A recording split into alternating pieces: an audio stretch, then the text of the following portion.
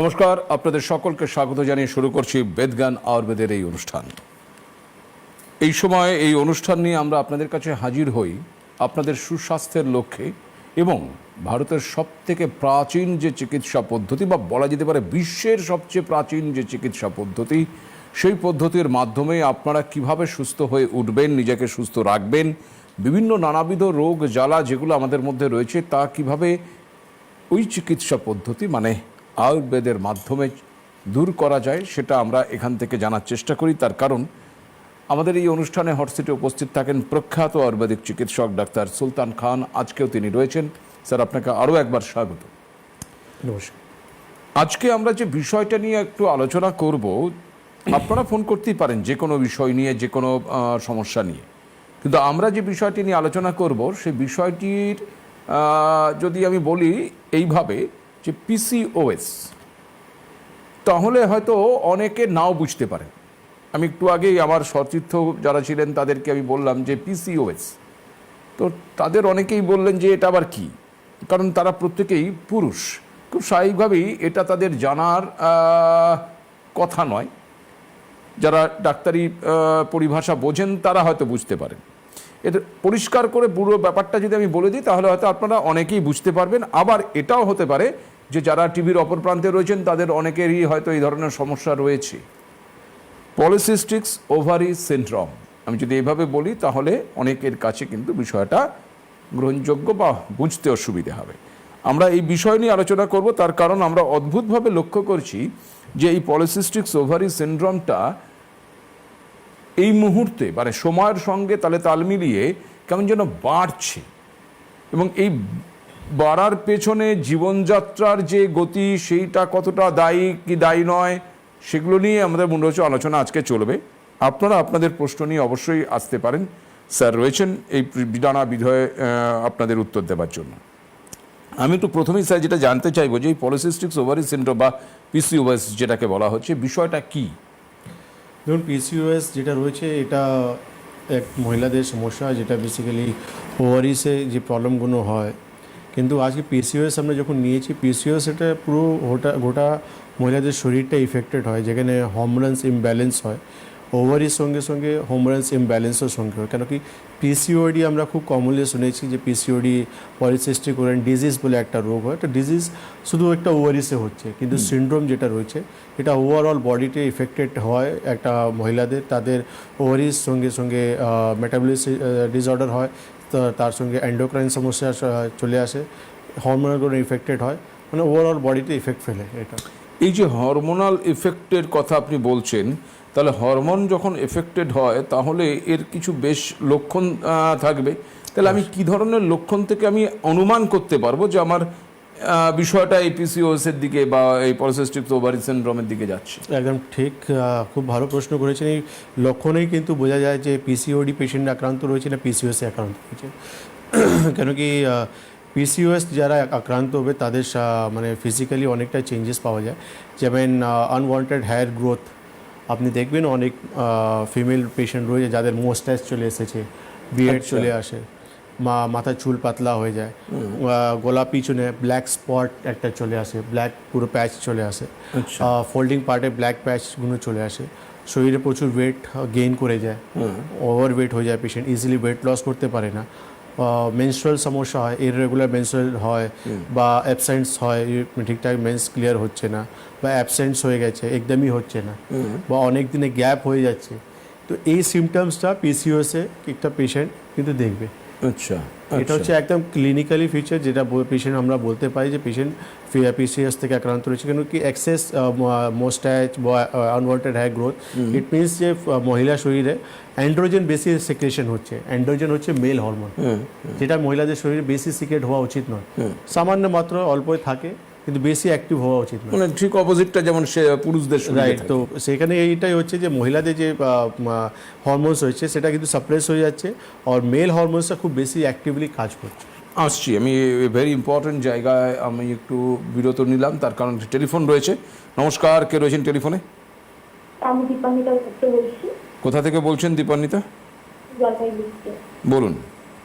বলছি আমার রিসেন্ট ধরা পড়েছে পিসিওডি, আর থাইরয়েডে ধরা পড়েছে।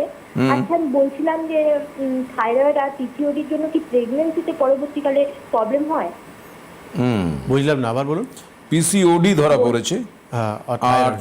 থাইরয়েডও ধরা পড়েছে। হ্যাঁ, প্রশ্ন হচ্ছে যে পিসিওডি থাকলে সন্তান ধারণে অর্থাৎ প্রেগনেন্সির ক্ষেত্রে কোনো সমস্যা হতে পারে কিনা, তাই তো? হ্যাঁ হ্যাঁ হ্যাঁ, একদম। আপনার বয়স কত? 23 প্লাস। কত?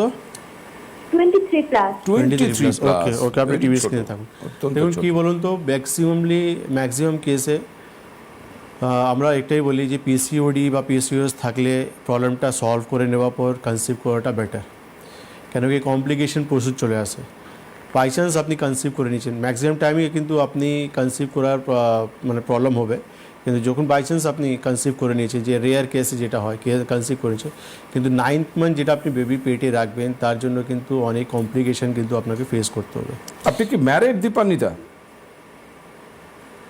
হ্যালো, সবার কাছে হ্যালো, হ্যাঁ, শোনা আপনি কি যাচ্ছে? আপনি কি ম্যারিড? না না না না না না না। ওকে, আপনি আগাম জেনে নিতে চাইছেন, ভেরি গুড। হ্যাঁ হ্যাঁ হ্যাঁ হ্যাঁ হ্যাঁ। হ্যাঁ, এবার আপনি এটা কি মানে এটার জন্য একটা টেনশন আগের থেকে, যে সবার মুখে শুনেছি যে এসব হলে নাকি প্রেগন্যান্সিতে অনেক সমস্যা হয়। অবশ্যই।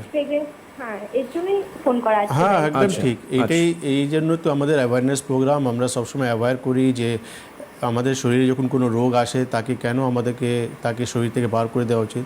কেন আজকে যে পিসিওডি বা পিসিওএস নিয়ে যে আমরা প্রোগ্রাম করছি, বেসিক্যালি এটাই রয়েছে যে আপনাদেরকে অ্যাওয়্যার করা যে রোগটা কেমন, এমন একটা রোগ যেটা কিন্তু হয়ে যাওয়ার পর কিন্তু আপনাকে ইমিডিয়েট অ্যাকশন নেওয়া উচিত। আদারওয়াইজ আপনার শরীরে নট অনলি ফর ইনফার্টিলিটি প্রবলেমে, ইন ফিউচারে গিয়েও কিন্তু আপনার শরীরে নানা রকম আপনার রোগ কিন্তু শরীরে অ্যাড অন হবে। কেন কি পিসিওএস প্রবলেমে যখন আমি বলছি গোটা শরীর ইফেক্টেড হচ্ছে, হরমোনাল ইমব্যালেন্স হচ্ছে, ইনসুলিন রেজিস্ট হচ্ছে, আপনার শরীরে ইনসুলিন রেজিস্ট হচ্ছে, ইট মিনস আপনি ইন ফিউচারে গিয়ে ডায়াবেটিক পেশেন্ট হতে পারেন, হার্টের পেশেন্ট হতে পারেন, হাইপার টেনশন পেশেন্ট হতে পারেন, আপনি স্কিনের সমস্যা আপনার আসতে পারে। তো এই জন্য আপনি জিজ্ঞেস করেছেন যে আপনি প্রেগনেন্সি কনসিভ করলে কী কী কমপ্লিকেশন, তো অনেক কমপ্লিকেশন রয়েছে, এই জন্য আপনি চেষ্টা করবেন পিসিওডিটা আগে ক্লিয়ার করে নেওয়ার। ধন্যবাদ দীপান্বিতা ফোন করার জন্য। এবং সেক্ষেত্রে আমি বলবো যে ডাক্তারবাবু যা বললেন তা শুনে আতঙ্কিত হয়ে যাওয়ার কোনো কারণ নেই, ভীত হয়ে যাওয়ার কোনো কারণ নেই। উনি জাস্ট যেটা বললেন সেটা এটা হওয়ার সম্ভাবনা রয়েছে, আপনাকে সেই অনুযায়ী তিনি অবগত করলেন। আবার পাশাপাশি এটাও তিনি বলছেন যে এটার ট্রিটমেন্টটা কিন্তু রয়েছে, এটা ক্লিয়ার করে প্রেগনেন্সির দিকে এগোনো যায়। ফলে সেটা হচ্ছে সবথেকে গুরুত্বপূর্ণ বিষয়। এবং এই ক্ষেত্রে দীপান্বিতা আমি আপনাকে বলবো, আপনি জলপাইগুড়ি থেকে বলছেন, উত্তরবঙ্গেরও প্রত্যেকটি জেলাতেই কিন্তু এই বেদজ্ঞান আয়ুর্বেদের চেম্বার রয়েছে, সেখানেও নির্দিষ্ট দিনে উপস্থিত থাকেন ডাক্তারবাবুরা, নিজে ডক্টর সুলতান খান নিজে উপস্থিত থাকেন। আমাদের স্ক্রিনে হলুদ বক্সে যে নাম্বারটি রয়েছে সেই নাম্বারটি নোট করুন, আমি বলে দিচ্ছি 9073641643 অথবা 9831068089। এই দুটো নাম্বারের মধ্যে যে কোনো একটি নাম্বারে আফটার দ্য প্রোগ্রাম বা প্রোগ্রাম চলাকালীন ফোন করে কোথায় কবে ডাক্তারবাবু থাকছেন জিজ্ঞাসা করে নিয়ে নামটা নথিভুক্ত করে নিতে পারবেন। দীপান্বিতা আপনিও পারবেন বা আপনারা যারা দেখছেন তারাও পারবেন। আমি এই বিষয়ে আলোচনায় আসছি। দীপান্বিতা যেটা বলছিল যে প্রেগনেন্সির ক্ষেত্রে কোনো অসুবিধে হতে পারে কি না।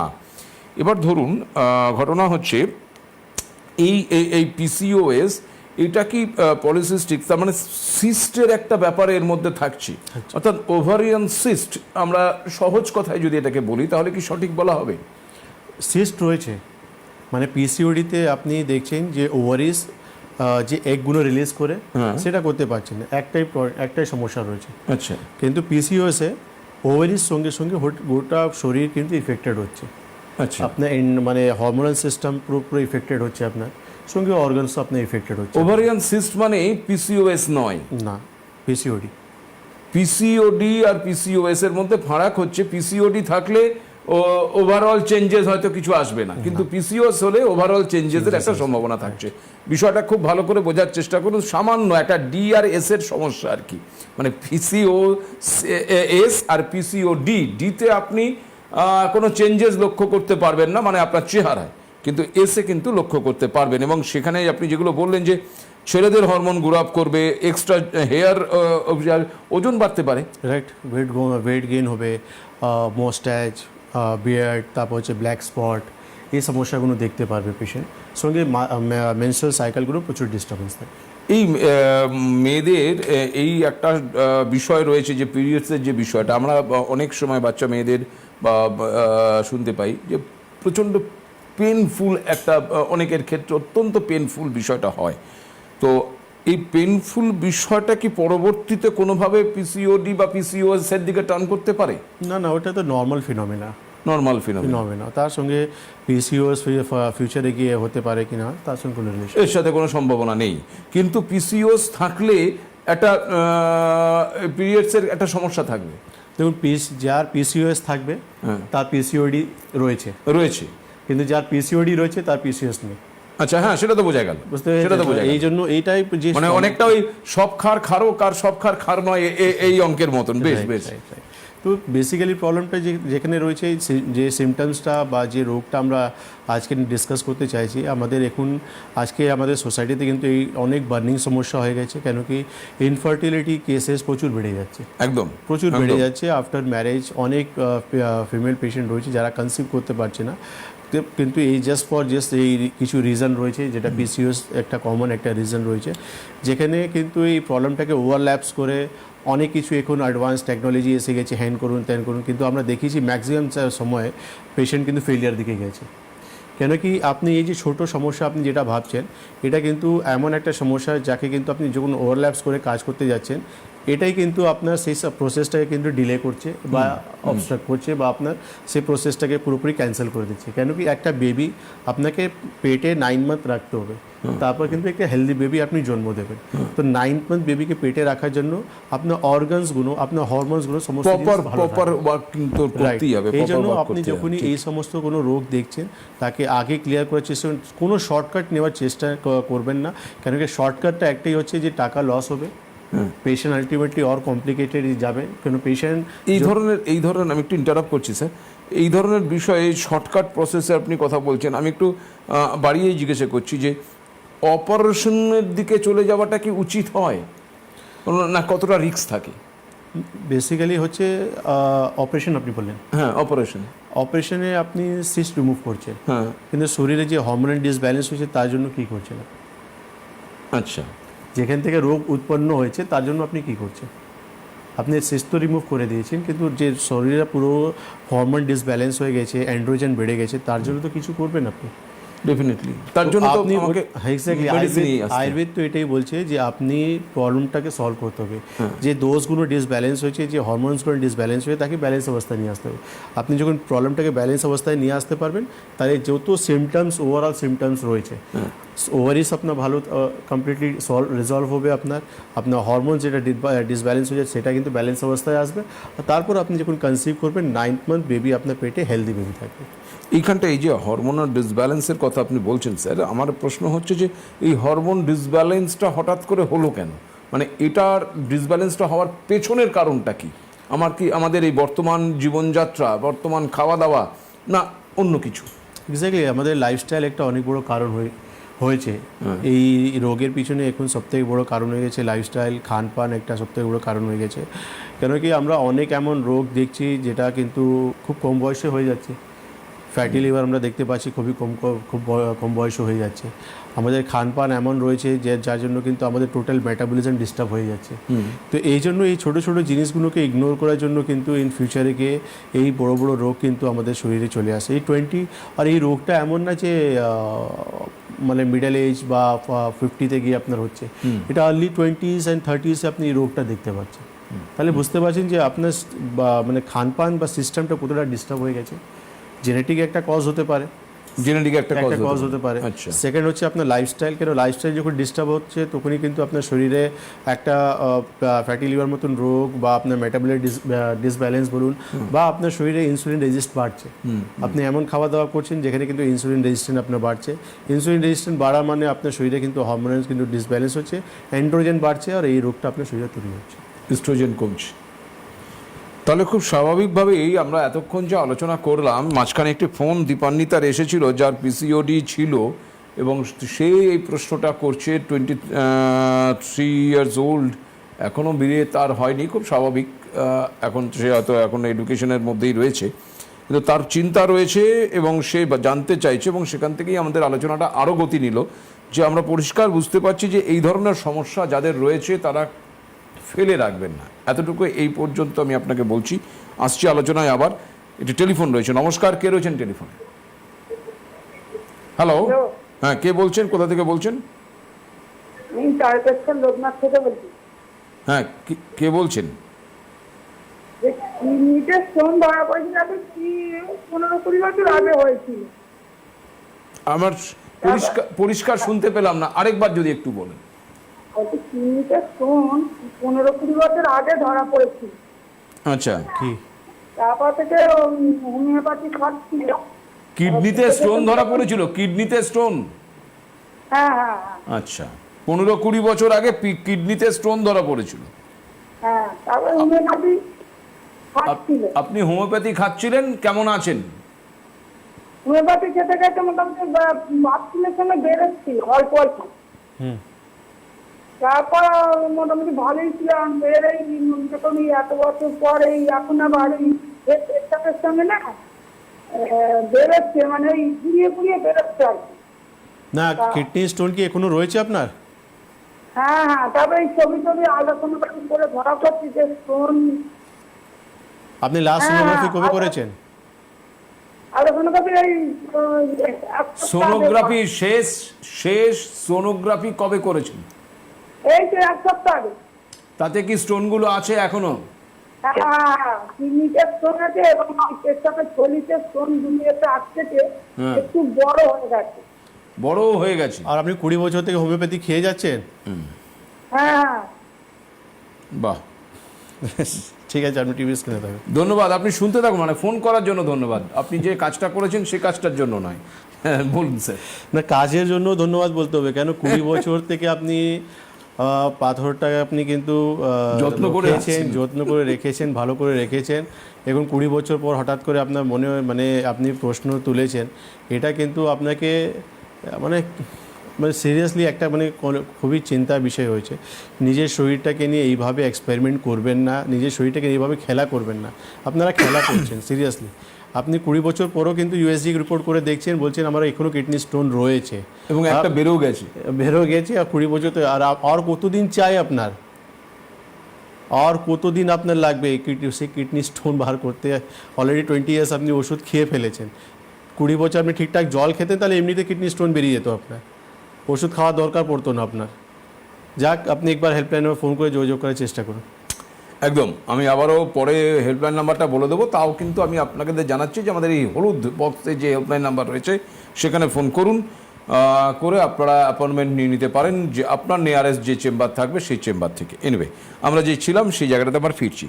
এই পিসিওএস নিয়ে আমাদের যেটা আলোচনা, সেটা একটা জায়গা তো ডেফিনেটলি করে যে কোনো মহিলার ক্ষেত্রে তার একাধিক স্টেজে তার জীবন এগোতে থাকে, এবং তার একটি স্টেজ হচ্ছে অত্যন্ত গুরুত্বপূর্ণ, যে তার ইচ্ছে মা হবার।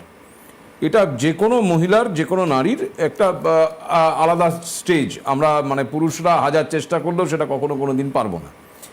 তো এবার ঘটনা হচ্ছে যে সেখানে একটা প্রতিবন্ধকতা তৈরি করছে এই পিসিওএস, এবং এই পিসিওএস আয়ুর্বেদের মাধ্যমে কিভাবে এটাকে নিরাময় করা যায়। দেখুন, পিসিওএস নিয়ে আপনি শুধু ইনফার্টিলিটি আমরা বললাম, কিন্তু এর পাশেও কিন্তু আরেকটা কারণ রয়েছে। মানে যারা পিসিওএসকে শুধু ভাববে যে আমি ট্রিটমেন্ট না করলে আমি কনসিভ করতে পারবো না, একটা তো এটা রয়েছে, কিন্তু আরেকটা ফ্যাক্টর রয়েছে। কিন্তু আপনি পিসিওএস রয়েছেন, আপনি সলভ করতে পারছেন না, আপনি কিন্তু ডায়াবেটিক পেশেন্ট হবেন। আচ্ছা, আপনি টাইপ 2 ডায়াবেটিক পেশেন্ট হবেন। তারপর হচ্ছে আপনি আরেকটা রোগ রয়েছে, সেটা হচ্ছে হার্টের সমস্যা আপনার আসতে পারে, হাইপার টেনশন আপনার হতে পারে। তো শুধু পিসিওএস হয়েছে, অনেক পেশেন্ট রয়েছে যারা লাক বাই চান্স কনসিভও করে নিয়েছেন। ইট ডাজন্ট মিন কি আপনি কিন্তু এবার রোগটাকে ছেড়ে দেবেন বা রোগকে ইগনোর করবেন। আপনার রোগ হয়েছে, আপনাকে কিন্তু পুরোপুরি রিজলভ করতে হবে। আর রিজলভ না করতে পারলে আপনি নট অনলি ইনফার্টিলিটি, আপনি ডায়াবেটিক পেশেন্ট বা হাইপার টেনশন বা আপনি হার্টের সমস্যাতে ভুগতে পারেন ইন ফিউচারে গিয়ে। এটা একটা সবথেকে জানার দরকার। এর পার্শ্ব প্রতিক্রিয়া মানে রোগটা আরো অনেকগুলো রোগকে আমন্ত্রণ করে নিয়ে আসতে পারে আর রাইট, কেন আপনার শরীরে মেটাবলিজম ডিসঅর্ডার হচ্ছে, এন্ডোক্রাইন সিস্টেমটা ডিস্টার্ব হচ্ছে, তো ন্যাচারালি আপনার শরীরে এইসব সমস্যাগুলো আসবে।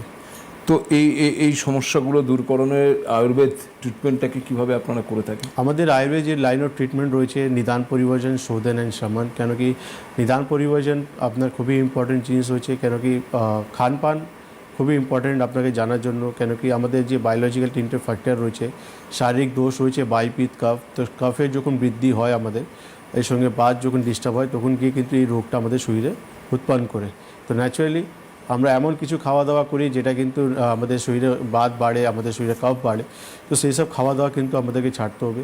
দিনের বেলা ঘুম, রাত্রিবেলা জাগরণ, এইসব জিনিসগুলো আমাদেরকে বন্ধ করতে হবে। তারপর হচ্ছে আমাদের যোগা, প্রাণায়াম, মেডিটেশন, এটা কিন্তু আমাদের করতে হবে। সেটা আমাদের কিন্তু নিদান পরিবর্জনের একটা পার্ট রয়েছে। তারপর হচ্ছে পঞ্চকর্ম থেরাপি আর মেডিসিন। পঞ্চকর্ম থেরাপি ডিটক্সিফিকেশন আমাদের একটা প্রসেস রয়েছে, এটা করতে হবে। তার সঙ্গে মেডিসিন কিছু রয়েছে যেটা কিন্তু ইজিলি আমাদের এই প্রবলেম থেকে বার করার জন্য খুবই হেল্পফুল কাজ করে। কতদিন মানে এই ধরনের সমস্যা কি ডিপেন্ড করে যে রোগটা কতদিনের? ডিপেন্ড করে, প্লাস পিসিওএস প্রবলেমটাকে সলভ করতে আমাদেরকে মিনিমাম 5 থেকে 6 মাস সময় লেগে যায়। সময় লাগে? কেন কি আপনি যে রিপোর্টটা করে নিয়ে এসেছেন, সেই রিপোর্টটা কিন্তু আমরা রিপিট করে আবার দেখব যে কতটা ইমপ্রুভমেন্ট আপনি পেয়েছেন। রিপোর্টটাই জানাবে যে পিসিওডি যে সিস্টের প্রবলেমটা রয়েছে সেটা পুরোপুরি গিয়েছে কিনা। সঙ্গে আপনার যে হরমোনাল চেঞ্জেসগুলো, যে বডিতে সিমটমসগুলো আমরা দেখছি, সেটাও কিন্তু 5 থেকে 6 মাস পর আপনি দেখবেন অনেকটা রিজলভ হয়ে গেছে। বেশ, এই যে রিপোর্টের কথা বললেন স্যার, আমি এখানে একটু জানতে চাইবো যে ধরুন এই ধরনের সমস্যা কারো হচ্ছে, কারো হয়তো দেখছে যে মুস্টাচ গ্রো আপ করছে, কিংবা শরীরে ফ্যাট গ্রো আপ করছে, সে হয়তো ভেবে পাচ্ছে না যে কি হচ্ছে কেসটা। এবার আমাদের এই আলোচনা শুনলো, কিংবা সে জানলো আমার হয়তো পিসিওএস হলেও হতে পারে।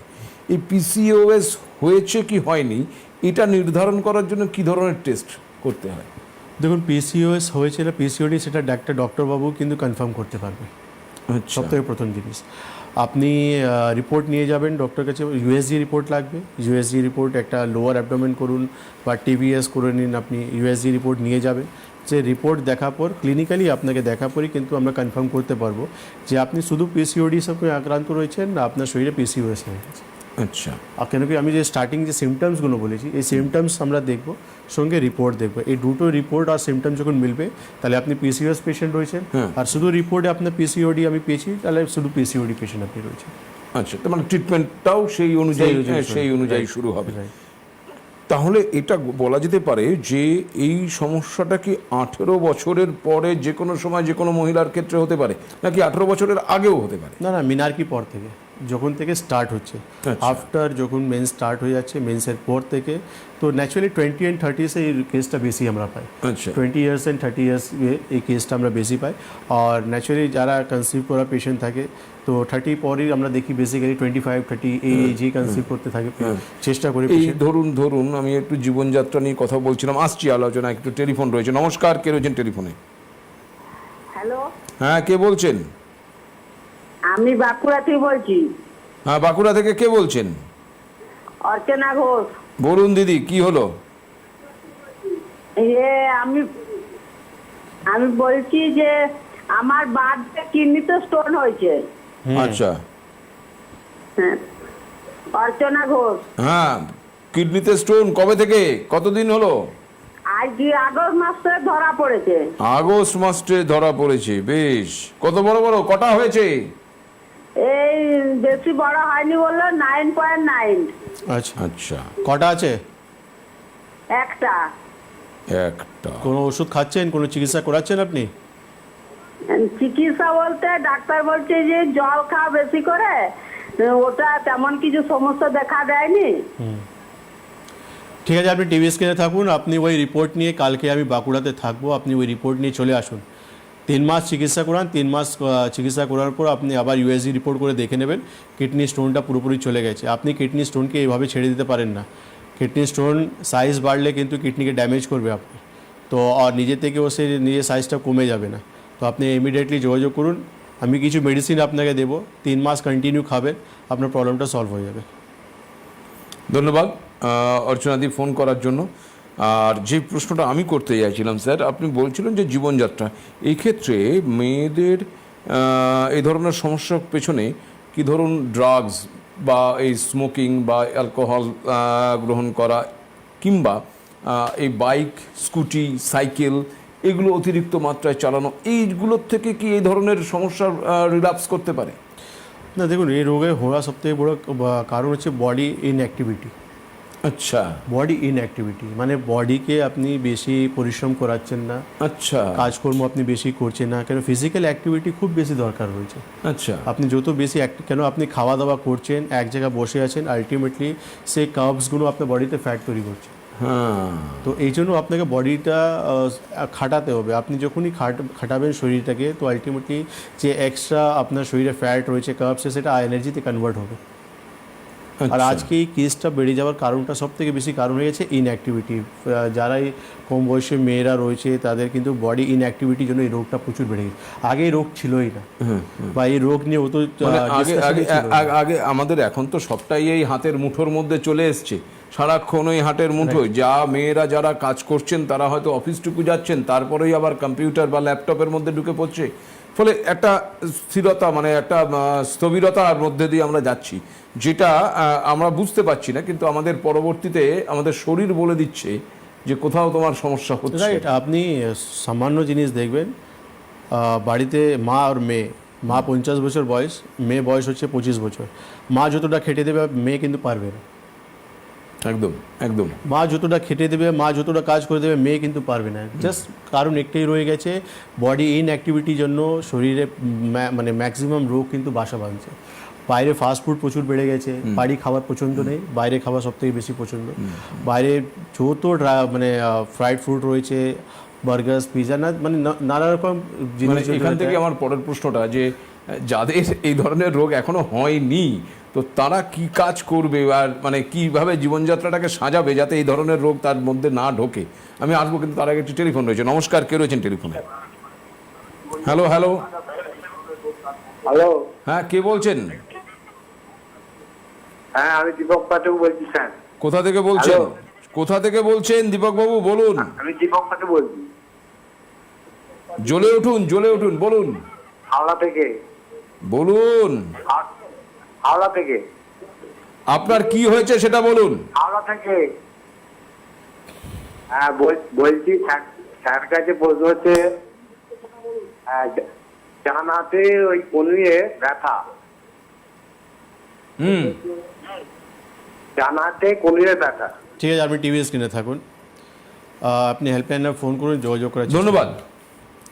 দেখুন, এই যেটা আপনার হয়েছে তার জন্য আপনি একটা কাজ করুন, 9073641643 অথবা 9831068089 এই নাম্বারের যে কোনো একটাতে ফোন করে অ্যাপয়েন্টমেন্ট করুন। হাওড়াতে স্যার যান। শুধু হাওড়াতে কেন, রাজ্যের উত্তর থেকে দক্ষিণ, পূর্ব থেকে পশ্চিম প্রায় প্রত্যেকটি জেলাতেই চেম্বার রয়েছে। আপনারা শুধু ফোন করে একটু জেনে নিন কবে কোন জেলায় উপস্থিত থাকছেন ডাক্তারবাবু।